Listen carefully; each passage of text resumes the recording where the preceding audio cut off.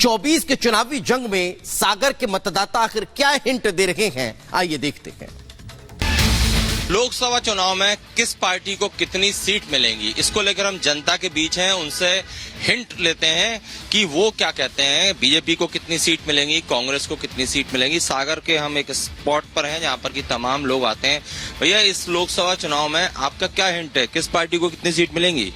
Bharatiya Janata party को यहाँ पे 29 सीटें हैं प्रदेश में, और यहाँ पे मिलेंगी उनको कम से कम 28 सीटें। 28 सीट मिलेगी।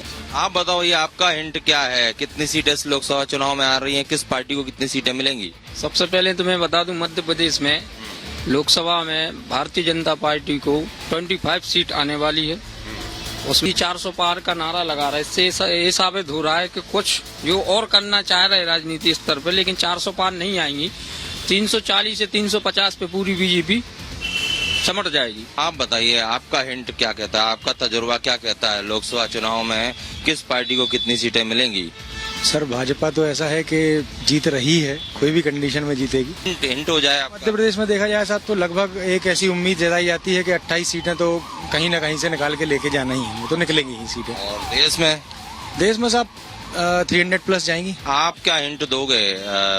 क्या लग रहा है, जो गणित होता है, जो आंकड़े होते हैं, उस हिसाब से क्या हिंट है आप? मेरे को भी लगता है कि 350 के करीब आएंगी। मैं मानूं जब वेस्ट बंगाल में बीजेपी की सरकार आए तब मैं मानूं बीजेपी को कि ये कुछ कर रहा है। ये ममता बनर्जी को हरा के दिखाएं तब मैं मानूं। यहाँ सागर में तो बीजेपी निकल जाएगी और 350 के करीब आएगी।